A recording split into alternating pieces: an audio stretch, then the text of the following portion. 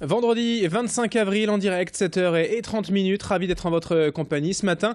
Bon réveil, un bon appétit si vous prenez votre petit déjeuner en notre compagnie et bon courage si vous partez travailler. Et toute l'actualité du jour dans votre métropole illoise à suivre avec le journal.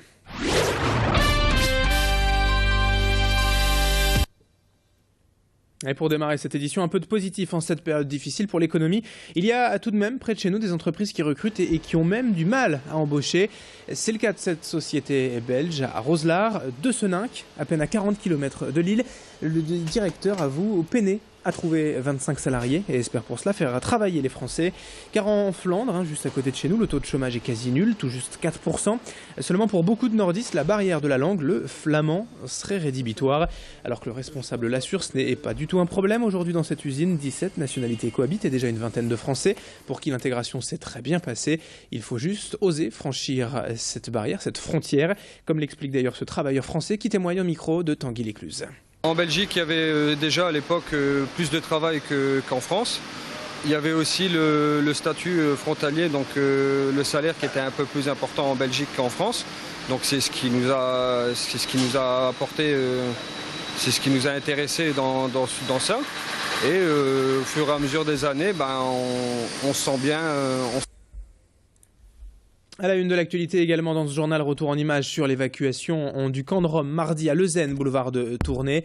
70 personnes, une dizaine de familles environ ont quitté ces lieux donc où ils vivaient depuis août 2012 et ont bénéficié de suite d'une solution de relogement. Alors sur place, voyez en image, le travail de déblaiement, d'assainissement a débuté aussitôt les familles parties et doit se terminer aujourd'hui, ce vendredi.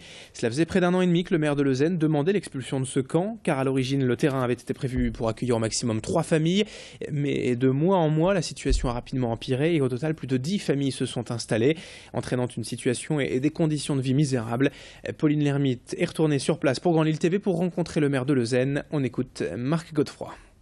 Ce sont des terrains qui sont des délaissés de voirie du Conseil général et de la MCU. Bien entendu, comme vous le voyez, les travaux d'enlèvement sont en train de se terminer. Des protections vont être installées pour qu'il n'y ait plus d'autres installations. C'est évident que ces installations ne sont pas tolérables et ne seront pas tolérées. À partir de maintenant, d'ailleurs, on rentre dans une logique qu'on appelle de flagrance, qui fait que la réinstallation est impossible. Les services de police pourraient intervenir tout de suite à la première manifestation d'installation. Mais on fait en sorte que ce soit à la fois... En bref, le jeune homme de 19 ans ayant agressé une femme dans le métro à Lille mardi soir a été condamné hier en comparution immédiate à 18 mois de prison ferme. Le procureur de la République a notamment souligné l'indifférence totale des usagers présents au moment de l'agression. Une enquête a donc été ouverte pour déterminer si l'attitude de ces témoins pouvait être ou non assimilée à de la non-insistance à personne en danger. Autre info rapidement, dans la métropole illoise, un syndicat déboueur appelle à la grève pour la journée de lundi. En cause, la réorganisation des collectes dans une vingtaine de villes de l'agglomération à partir du 5 mai. Vous avez d'ailleurs sûrement reçu une note chez vous à ce sujet. Mais le syndicat UNSA s'inquiète des conséquences de cette nouvelle organisation et appelle les salariés à ne pas travailler donc ce lundi. Dans ce journal, 7h33 en direct, retour également sur la fin de la gratuité de stationnement à Lille pour les personnes handicapées et sur des places non réservées. Et depuis quelques semaines, en effet, de nombreux handicapés se sont vus verbaliser en se garant sur une place comme tout le monde, alors que depuis toujours, il existait en fait une certaine tolérance du fait du manque de places handicapées. Mais maintenant que la ville de Lille a atteint son quota de places, les agents ont été autorisés à verbaliser tous les automobilistes qui ne payent pas, même les personnes handicapées. Alors ce qui gêne surtout l'APF, l'Association des paralysés de France, ce n'est pas tant le fait de devoir payer comme tout le monde, mais surtout le manque de communication de la ville envers cette nouvelle politique, les intéressés n'ayant pas été prévenus de ces nouvelles règles.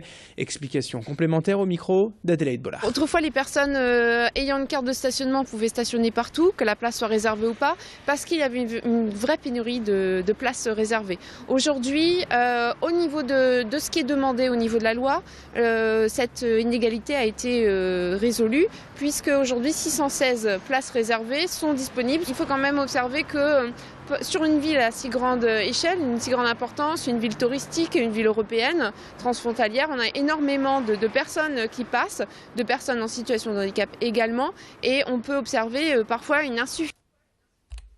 Et puis enfin, vous le savez très certainement, les abeilles sont aujourd'hui en danger. Leur nombre diminue de manière inquiétante chaque année, mais des solutions existent tout de même pour les aider, et notamment à installer des ruches dans votre entreprise. C'est possible avec la société Bee-City, qui propose donc tout simplement de venir installer une ou plusieurs ruches sur votre lieu de travail. Le but, c'est ainsi de préserver les abeilles et la biodiversité, car ces insectes assurent tout de même la reproduction de près de 80% des plantes. Mais l'idée, c'est aussi de stimuler la cohésion d'équipe en impliquant les salariés qui devront ensemble s'occuper des ruches et de l'extraction du miel. Pauline Lermite est allée donc à Vambrechy suivre une de ces installations et a rencontré la responsable de cette société partenaire. On avait aussi, nous, cette sensibilité vis-à-vis des insectes sociaux notamment, et l'abeille en fait partie. Et en tant qu'insecte social, déjà au niveau de l'organisation de la ruche, c'est très intéressant de voir comment autour de nous la vie s'organise, et un petit peu à la manière d'une entreprise, de celle d'une entreprise. Donc ça nous plaisait, et en même temps la biodiversité, on a bien conscience ici qu'un tiers de notre alimentation dépend de la pollinisation, et que cette pollinisation elle est en berne. 7h36 en direct sur Grand Lille TV, et nous sommes le vendredi 25 avril et vous êtes bien en notre compagnie sur Grand Lille TV. Restez avec nous d'ailleurs, dans un instant on enchaîne avec les prévisions météo du jour et du week-end, et une situation assez compliquée quand même, beaucoup de pluie à prévoir pour les prochains jours. On en parle en détail dans un instant.